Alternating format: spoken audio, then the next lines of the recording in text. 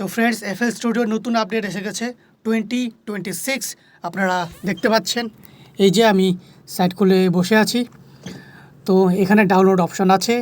তারপর আবার যদি নিচে যাই, আরও নিচে এই যে দেখতে পাচ্ছেন ফ্লেক্স প্যাক্স এভরি ভাইব লেখা আছে। এখানে যদি ক্লিক করি তাহলে এই যে চলে আসছে।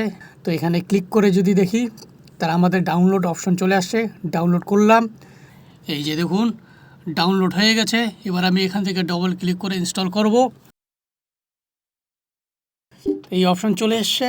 এবার আমি সব কিছু অ্যাকসেপ্ট করব, নেক্সট করে যাব। সব কিছু ফাস্ট করে দিচ্ছি।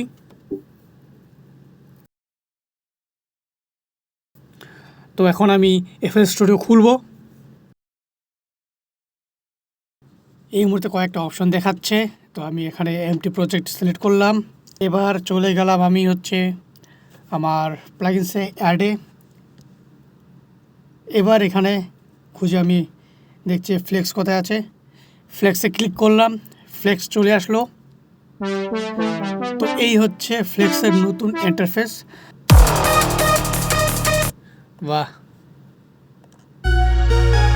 বাহ,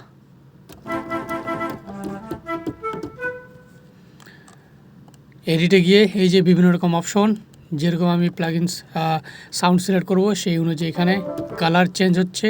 এবার যদি লাইব্রেরি যাই, এটা যদি সিলেক্ট করি, যে কোনো একটা সিলেক্ট করলাম, এডিটে গেলাম, কালার চেঞ্জ।